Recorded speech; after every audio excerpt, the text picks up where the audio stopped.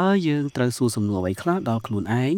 ដើម្បីស្វែងយល់ពីហានិភ័យនិងអត្ថប្រយោជន៍នៃគម្រោងឬកម្មវិធីឥណទានកាបូនដែលយើងទទួលបានទី1តើគោលការណ៍នៃស្តង់ដារឥណទានកាបូនឬគោលការណ៍នៃកិច្ចសន្យាកាបូនបាននិយាយអ្វីខ្លះអំពីសិទ្ធិរបស់យើងការដឹងចំណុចនេះគឺជាជំហានទី1ក្នុងការស្វែងយល់ថាតើសិទ្ធិរបស់យើងនឹងត្រូវបានគេគោរពឬអត់យើងចាំបាច់ត្រូវតែសាកសួរទៅកាន់ដៃគូនិងមិត្តភ័ក្តិរបស់ពួកយើងដែលអាចពន្យល់ពីភាសាច្បាប់ដែលយើងមិនបានយល់ច្បាស់វាពិតជាមានសារៈសំខាន់ណាស់ដែលគោលការណ៍នៅក្នុងកិច្ចសន្យាបានចែងយ៉ាងច្បាស់ថាសិទ្ធិដីធ្លីដែនដីនិងធនធានរបស់ពួកយើងត្រូវបានគេគោរពយ៉ាងពិតប្រាកដនិងដែលយើងអាចមានសិទ្ធិក្នុងការយល់ព្រមឬបដិសេធក្នុងការចូលរួមឬអនុញ្ញាតឲ្យមានគម្រោងណាមួយតាមរយៈដំណើរការយល់ព្រមដោយសេរីជូនដំណឹងជាមុនឬហៅកាត់ថា FPIC ទី2តើជីវភាពរស់នៅបូរណភាពវប្បធម៌ការប្រតិបត្តិប្រពៃណីរបស់យើងនឹងទទួលបានការគោរពដែរឬទេឧទាហរណ៍តើសហគមន៍របស់យើងនឹងត្រូវបានហាមឃាត់ការធ្វើចំការវិលជុំឬស្វែងរកអាហារនិងរបស់របរប្រើប្រាស់ចេញពីព្រៃឈើរបស់យើងដែរឬទេបញ្ហានេះបានកើតឡើងនៅតំបន់មួយចំនួនរួចហើយដោយសារអ្នករៀបចំគម្រោងឥណទានកាបូនបាននិយាយថាសកម្មភាពរបស់យើងធ្វើឲ្យប៉ះពាល់ដល់ការរក្សាទុកកាបូននៅក្នុងព្រៃជាក់ស្ដែងការគោរពសិទ្ធិយើងជាជនជាតិដើមភាគតិចអាចคล้ายជាការពិតទៅបានដរាបណាយើងនៅតែអាចបន្តប្រតិបត្តិវប្បធម៌និងរស់នៅដោយសេរីលើដីធ្លីនិងដែនដីរបស់ពួកយើងដោយសេចក្តីថ្លៃថ្នូរនិងការគោរពទី3តើពួកយើងត្រូវបានចាត់ទុកថាជាដៃគូស្មើភាពដែរឬទេក្នុងកម្មវិធីឬគម្រោងឥណទានកាបូនជនជាតិដើមភាគតិចមានសិទ្ធិស្វ័យសម្រេចដែលមានន័យថាយើងត្រូវតែមានសិទ្ធិក្នុងការគ្រប់គ្រងដោយខ្លួនឯងនិងសម្រេចចិត្តលើប្រព័ន្ធសង្គមសេដ្ឋកិច្ចនិងវប្បធម៌បែបណាដែលយើងចង់បានដោយសារប្រព័ន្ធទាំងនេះអាចរងផលប៉ះពាល់ពីគម្រោងឬកម្មវិធីឥណទានកាបូនវាពិតជាសំខាន់ណាស់ដែលយើងគឺជាដៃគូក្នុងការរៀបចំគម្រោងឬកម្មវិធីទាំងនេះតាំងពីដំណាក់កាលដំបូងទី4តើសំណើកម្មវិធីឬគម្រោងឥណទានកាបូននិងទីផ្សារឥណទានកាបូនស្របតាមវិធានប្រពៃណីនិងប្រព័ន្ធជំនឿរបស់យើងដែរឬទេក្រុមជនជាតិដើមភាគតិចមួយចំនួនបានដឹងច្បាស់ណាស់ការកំណត់តម្លៃមកលើធម្មជាតិរួមទាំងតម្លៃកាបូនគឺជាការដើរផ្ទុយពីទស្សនៈនិងវិធានប្រពៃណីរបស់ជនជាតិដើមភាគតិចវាមានសារៈសំខាន់ណាស់ដែលចាស់ទុំនិងអាជ្ញាធរប្រពៃណីនៅក្នុងសហគមន៍របស់យើងត្រូវតែទទួលបានព័ត៌មានត្រឹមត្រូវអំពីទីផ្សារកាបូននិងឥទ្ធិពលរបស់វាដែលសមស្របតាមវប្បធម៌របស់យើងឧទាហរណ៍សំណើនិងកិច្ចសន្យាគួរតែមានការបកប្រែជាភាសាដើមរបស់យើងដោយជូនដំណឹងឲ្យបានត្រឹមត្រូវដើម្បីឲ្យពួកគេអាចចូលរួមក្នុងដំណើរការពិគ្រោះយោបល់ផ្ទៃក្នុងនិងចំពោះការទទួលបានឥណទាននេះទី5តើមានហានិភ័យអ្វីដែរឬទេប្រសិនបើយើងនឹងលក់កាបូនដោយខ្លួនឯងដូចជាការលក់ដូរទំនិញក្នុងទីផ្សារអន្តរជាតិផ្សេងដែរតម្លៃសម្រាប់ឥណទានកាបូនក៏មានការប្រែប្រួលដែលពេលខ្លះវាមានតម្លៃខ្ពស់ហើយពេលខ្លះវាក៏មានតម្លៃទាបដែរ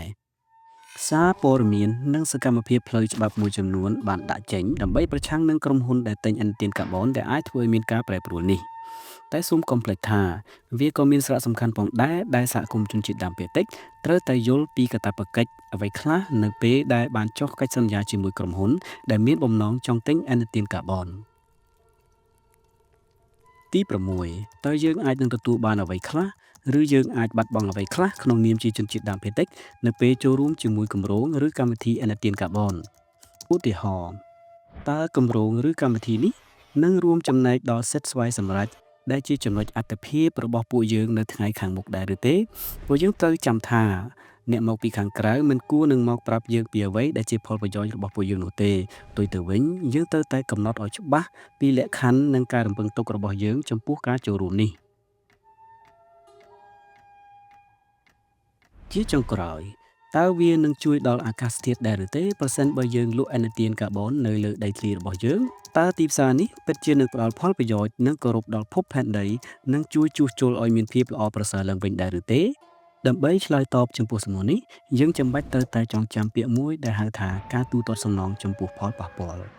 ដោយដែលយើងបាននិយាយពីខាងដើមក្រុមហ៊ុននិងតួអង្គជាច្រើនបានទិញឥណទានកាបូនពីព្រោះពួកគេចង់រក្សាតុល្យភាពចំពោះការបំភាយអូស្មန်ដែលពួកគេបញ្ចេញដោយគិតថាប្រសិនបើខ្ញុំផ្ដល់លុយឲ្យអ្នក មិនឲ្យបំភាយអូស្មန်នោះខ្ញុំអាចបំភាយអូស្មန်បានថែមទៀតហើយបរិមាណអូស្មန်កាបូនឌីអុកស៊ីតដែលបញ្ចេញទៅបរិយាកាសនៅតែមានដដែលអ្នកវិទ្យាសាស្ត្រនិយាយថានេះមិនមែនជាដំណោះស្រាយនោះឡើយបើទោះជាមានគំនិតដូចផ្ដើមដើម្បីទូទាត់ផលប៉ះពាល់តាមរយៈការដាំឬការពារព្រៃឈើក៏ដោយនេះក៏ព្រោះថាពេលដែលឥន្ធនៈផូស៊ីលត្រូវបានដុតឆេះនិងបញ្ចេញទៅបរិយាកាសវានឹងបញ្ចេញកាបូនជាកាបូនឌីអុកស៊ីតដែលអាចរក្សាទុករាប់លានឆ្នាំនៅក្រោមដីដើមឈើដែលស្រូបយកកាបូនឌីអុកស៊ីតដែលបានភាយចេញការដុតឥន្ធនៈផូស៊ីលមិនអាចលុបបំបាត់អូស្មန်នេះបានទេពីព្រោះដើមឈើមិនអាចរក្សាទុកកាបូនបានរាប់លានឆ្នាំនោះទេពេលដើមឈើងាប់អូស្មန်កាបូនិកនឹងភាយត្រឡប់ទៅកាន់បរិយាកាសវិញបើពិភពលោកពិតជាចង់រក្សាកាបូនមិនឲ្យបញ្ចេញទៅបរិយាកាសមែនវិធីល្អបំផុតនោះគឺត្រូវធានាថាមិនត្រូវមានការជីកយកឥន្ធនៈផូស៊ីលតាំងពីដំណាក់កាលដំបូងម្ល៉េះដោយដឹងពីបញ្ហានេះយើងអាចចង់ដឹងថានរណាជាអ្នកទិញឥន្ធទានកាបូនហើយថាតើពួកគេនឹងប្រើឥន្ធទាននោះដើម្បីទូទាត់និងបន្តការដុតឥន្ធនៈផូស៊ីលបានដែរឬទេបន្ថែមលើបញ្ហានៃការទូទាត់នេះមានមតិរិះគន់មួយចំនួនអំពីផលប៉ះពាល់អវិជ្ជមាននៃទីផ្សារកាបូនដែលយើងទាំងអស់គ្នាចង់ដឹងច្បាស់ដើម្បីអាចឲ្យយើងដឹងថាយើងយល់យ៉ាងណាចំពោះទីផ្សារនេះអរគុណដែលបានចែករំលែកព័ត៌មានទាំងអស់នេះជាមួយពួកយើងទាំងអស់គ្នាយ៉ាងណានៅមានចម្ងល់ជាច្រើនទៀតអំពីទីផ្សារកាបូនដែលខ្ញុំមិនទាន់យល់ច្បាស់តែខ្ញុំបានយល់ច្បាស់អំពីទំនាក់ទំនងរវាងទីផ្សារនេះជាមួយដីធ្លីជីវិតនិងសិទ្ធិរបស់ពួកយើងចឹងហើយក៏ខ្ញុំបានដឹងពីសំណួរដែលត្រូវសួរនៅពេលដែលមាននរណាម្នាក់មកនិយាយអំពីឥណទាននិងទីផ្សារកាបូននេះដែរហើយបើយើងនៅគិតថានៅមិនទាន់មានព័ត៌មានគ្រប់គ្រាន់ទេយើងអាចសួរដៃគូមិត្តភ័ក្តិដើម្បីសុំយោបល់ផ្នែកច្បាប់និងបច្ចេកទេសចំពោះខ្ញុំប្រសិនបើអ្នកដឹកនាំពិភពលោកនិងអ្នកបំពុលបរិស្ថានគិតគូរខ្លាំងលើការដោះស្រាយបញ្ហានៃការប្រែប្រួលអាកាសធាតុនិងថែរក្សាដល់ភពផែនដីនោះពួកគេត្រូវតែជួយយើងបន្តការពារដីធ្លីនិងដែនដីរបស់យើងដែលនេះមានន័យថាជួយគាំទ្រពួកយើងនិងការពារបងប្អូនជនជាតិដើមភាគតិចយើងដែលជាអ្នកឈរនៅជួរមុខដែលរងការគំរាមកំហែងឬការសម្លាប់ដោយសារតែការការពារសិទ្ធិដីធ្លីនិងបរិស្ថានរបស់យើងអ្នកបង្កការបំពុលដល់បរិស្ថានត្រូវតែគោរពនិងការពារសិទ្ធិរបស់យើងក្រោមច្បាប់អន្តរជាតិរួមទាំងសិទ្ធិទាំងឡាយដែលមានចែងនៅក្នុងសេចក្តីប្រកាសអង្គការសហប្រជាជាតិស្តីពីសិទ្ធិជនជាតិដើមភាគតិចជាមួយគ្នានេះដែរពួកគេត្រូវតែកាត់ផ្តាច់ឲ្យបាននៅការបំភាយរបស់ពួកគេមិនត្រូវទុកការងារទាំងអស់នេះឲ្យយើងដោះស្រាយតែម្នាក់ឯងនោះទេ